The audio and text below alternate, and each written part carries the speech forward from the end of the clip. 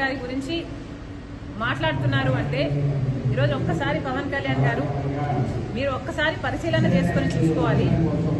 అధికారం వచ్చిన తర్వాత మీ వేషం మారిపోయింది, మీ భాష మారిపోయింది. ఎందుకో అని అడుగుతున్నాం.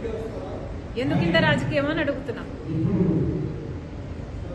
ఉన్నతమైన హోదాలో ఉన్నారు మీరు, బాధ్యత కలిగిన డిప్యూటీ చీఫ్ మినిస్టర్గా ఉన్నారు మీరు. మీ హోదాలో మీరు అన్ని వర్గాలకు మీరు న్యాయం చేయాల్సిన అవసరం ఉంది. అన్ని మతాలను సమానంగా చూడాల్సిన అవసరం ఉంది.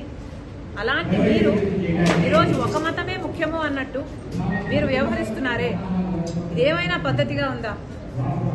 డిప్యూటీ చీఫ్ మినిస్టర్గా ఉన్న మీరు ఈరోజు మీరు ఒక మతానికి చెందిన వేషాన్ని వేసుకొని, ఆ బట్టలు వేసుకొని మీరు అఫీషియల్ డ్యూటీస్ చేస్తుంటే మిగతా మతాల వాళ్ళకి అభద్రతా భావం కలగదా? ఏం ఆలోచిస్తున్నారు సార్?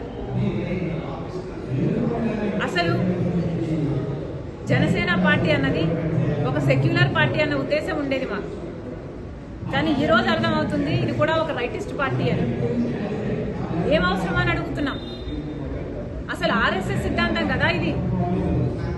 మతం అడ్డు పెట్టుకొని రాజకీయాలు చేయడం అన్నది ఆర్ఎస్ఎస్ సిద్ధాంతం.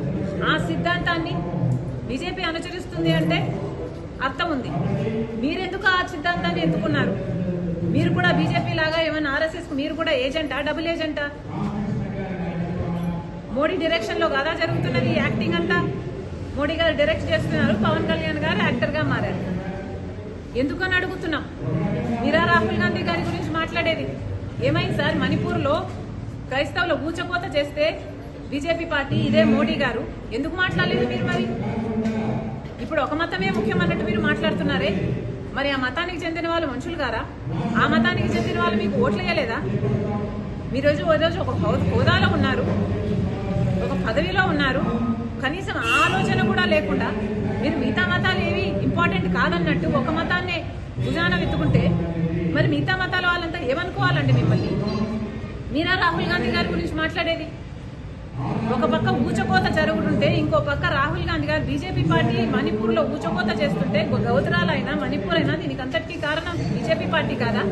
ఒక పక్క బీజేపీ పార్టీ అంత నీచంగా అంత ఇదిగా చేస్తుంటే ఇంకో పక్క రాహుల్ గాంధీ గారు ప్రేమ కోసం, ఐక్యత కోసం, సోదర భావాన్ని పెంచడం కోసం కన్యాకుమారి నుంచి కశ్మీర్ వరకు 1000 కిలోమీటర్లు పాదయాత్ర చేశారు.